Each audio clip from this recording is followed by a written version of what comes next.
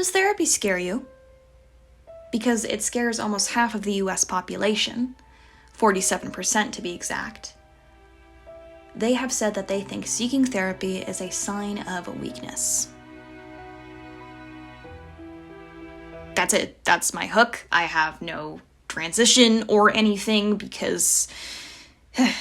Anyway, hi, I'm Maile, or just a sidekick, and I'm going to tell you a little bit about cognitive behavioral therapy. Why? Long story short, it's a university assignment, and I thought it would be fun to do in a video format. So what is cognitive behavioral therapy, or CBT? Little note here, I am probably going to use the full phrase, because I keep on messing up CBT as CBD.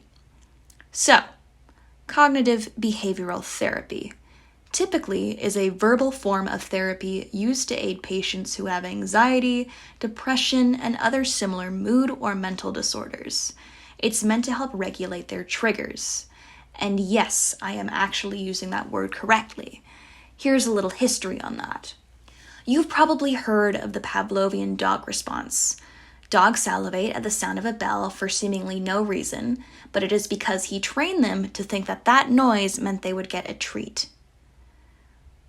Well, there was a similar experiment done on humans, too.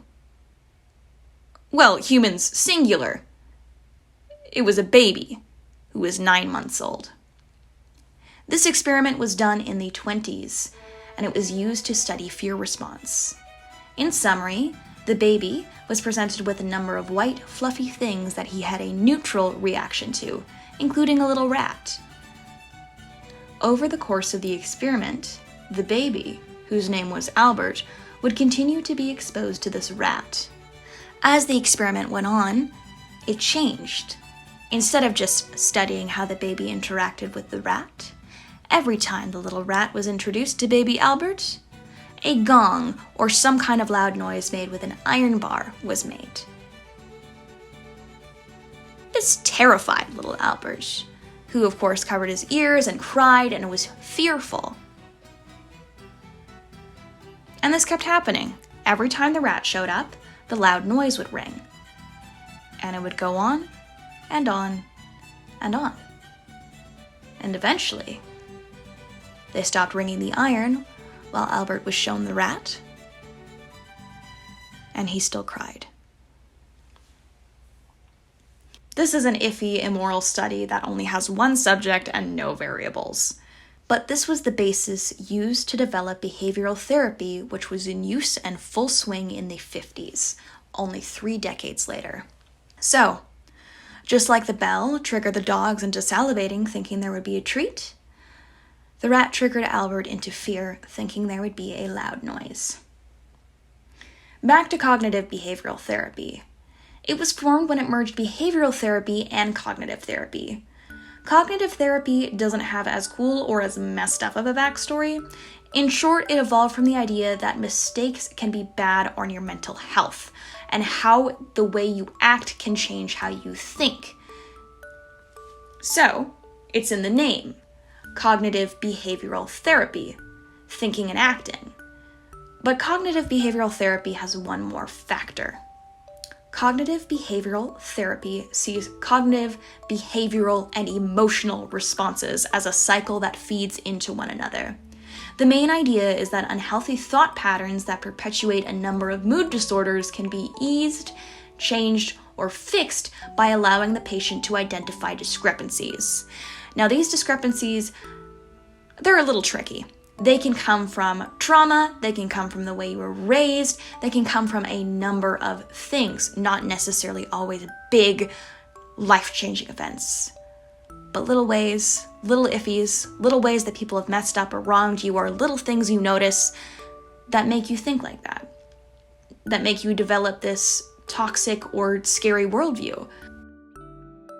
In a therapist's office, you will typically identify flawed ways of thinking through how you act or react, then deconstruct why it is you act like that. This is usually, like I said before, because of an event or trigger.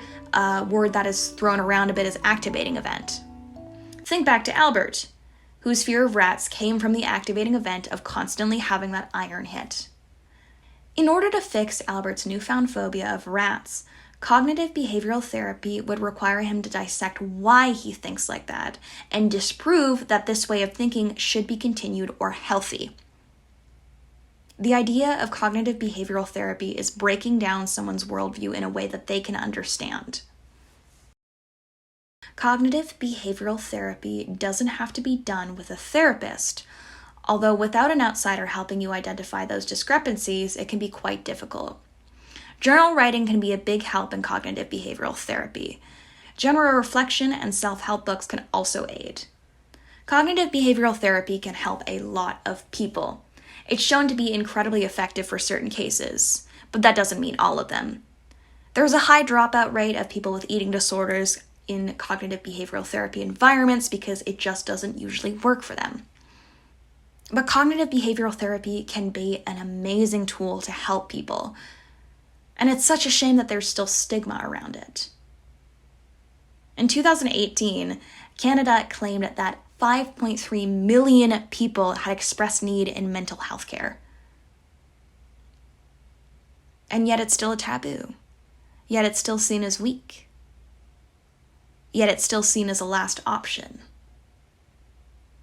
All of that said, going to therapy is just the same as going to any doctor for a checkup or regular treatment. People need it, people benefit from it, and cognitive behavioral therapy is one type of therapy that can benefit people. If you're struggling with your mental health, I've linked a couple of resources below. It's difficult to find too many because, unfortunately, especially in North America, we live in a system that really doesn't enable mental health care. But please, if you're struggling, seek help, talk to people. You are loved.